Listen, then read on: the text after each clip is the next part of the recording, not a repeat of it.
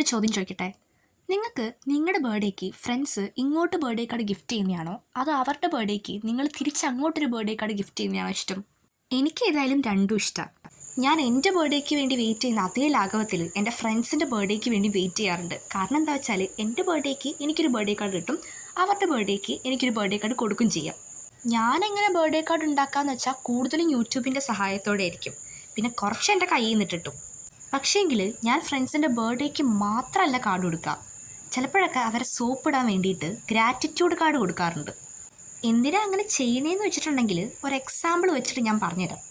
അതായത് ഞാൻ ഈ സ്കൂളിൽ പോയപ്പോൾ എൻ്റെ ഒരു ഫ്രണ്ടിൻ്റെ വിരലിൽ നല്ല ഭംഗിയുള്ളൊരു മോതിരം. എനിക്കാണെങ്കിലോ മോതിരം എന്ന് വെച്ചാൽ ഭ്രാന്താണ്, എത്ര ഉണ്ടെങ്കിലും മതിയാവില്ല. പക്ഷേങ്കിൽ അവളുടെ അടുത്ത് അത് കുറച്ച് നേരത്തിനൊന്ന് ഇടാൻ തരുമെന്ന് ഡയറക്റ്റായിട്ട് പോയി ചോദിച്ചാൽ അവൾ തരത്തില്ല. പകരം ഞാൻ എന്താ ചെയ്തതെന്ന് വെച്ചാൽ അവൾക്കൊരു ഗ്രാറ്റിറ്റ്യൂഡ് കാർഡ് ഉണ്ടാക്കി കൊടുത്തു. അതിനകത്ത് ഞാൻ അവളെ പൊക്കാൻ പറ്റുന്നതിൻ്റെ മാക്സിമം പൊക്കി തള്ളി വിട്ടിട്ടുണ്ടായിരുന്നു. അത് ഞാൻ അവളുടെ കയ്യിൽ കൊടുത്തു. അത് വായിച്ചു കഴിഞ്ഞപ്പോഴോ അവൾക്ക് എന്തെന്നില്ലാത്ത സ്നേഹവും സന്തോഷമൊക്കെ. ആ അവസരം മുതലാക്കിയിട്ട് അവൾ സന്തോഷം നിൽക്കണ സമയത്ത് ഞാൻ ചോദിച്ചു, എടാ നിൻ്റെ കയ്യിലുള്ള ആ മോതിരം നല്ല രസമുണ്ടല്ലോ, ക്ലാസ് കഴിയുന്നത് വരെ ഞാൻ അത് ഇട്ടോട്ടെ എന്ന്.